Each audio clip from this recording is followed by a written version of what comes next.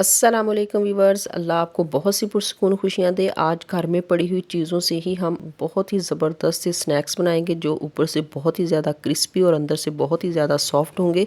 इंशाल्लाह आपको ये रेसिपी बहुत ही ज़्यादा पसंद आएगी क्योंकि ये बनाने में इजी और खाने में बहुत ही लाजवाब है।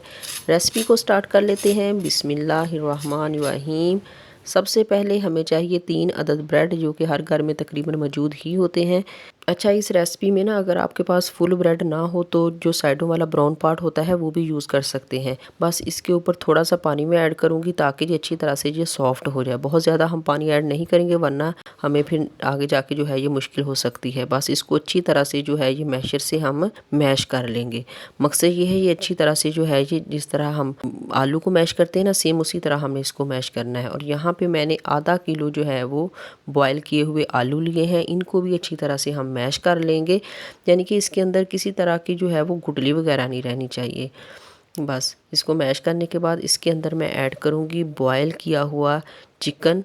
हाफ़ कटोरी है वो ऐड कर दूँगी। और इसके बाद 3 से 4 अदद बारीक कट की हुई सब्ज़ मिर्ची वो इसके अंदर ऐड कर देंगे। और इसके बाद मैं ऐड करूँगी इसके अंदर सब्ज़ धनिया। और इसके बाद कुछ स्पाइसेस इसमें ऐड करूँगी। स्पाइसेस जो हैं ये आप अपने टेस्ट के मुताबिक कर सकते हैं, लेकिन मैं इसके अंदर ऐड करूँगी 1 टीस्पून ज़ीरा, 1 टीस्पून धनिया पाउडर, 1 टीस्पून गरम मसाला, 1 टीस्पून इसके अंदर जाएगा काली मिर्च का पाउडर। नमक इसके अंदर ऐड करूँगी 1 एंड हाफ़ टी स्पून, या अपने टेस्ट के मुताबिक आप ऐड कर सकते हैं। उसके बाद मैं इसके अंदर ऐड करूँगी दरदरा कुटी हुई लाल मिर्च 1 टीस्पून, और हाफ़ टी स्पून इसके अंदर ऐड करेंगे हल्दी खूबसूरत से कलर के लिए। और जो मैंने पहले ब्रेड जो है वो चॉप करके रखी हुई है वो इसके अंदर ऐड कर दूँगी।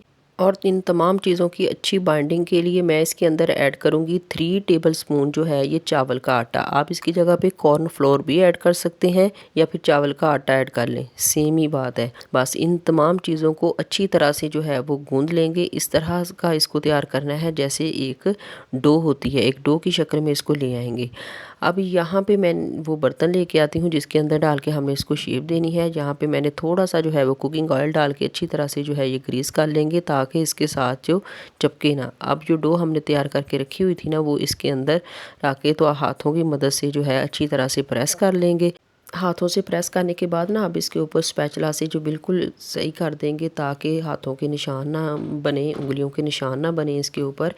तो अब इसकी कटिंग कर लेंगे। कटिंग आप अपने डिज़ाइन के मुताबिक अपनी पसंद के मुताबिक जो है वो कर सकते हैं। मैं यहाँ पे 2 तरह की जो है वो कटिंग करूँगी, एक स्क्वायर शेप में कटिंग करूँगी और दूसरी ट्रायंगल शेप में कटिंग करूँगी। इस पोजीशन पे आके अगर आप इसको फ्रीज़ करना चाहें तो आप फ्रीज़ भी कर सकते हैं, किसी भी एयर टाइट बॉक्स के अंदर डालें और इसको फ्रीज़ कर लें। जब अचानक आपके घर में कोई मेहमान आ जाए, जो आपका दिल चाहे तो आप निकाल के तो इसको फ्राई कर सकते हैं, लेकिन मैं यहाँ पे इसको फ्राई करूँगी। पहले मैं आपको इसकी कटिंग कर लूँ तो फिर मैं आपको दिखाती हूँ कि इसको फ्राई हमने कैसे करना है।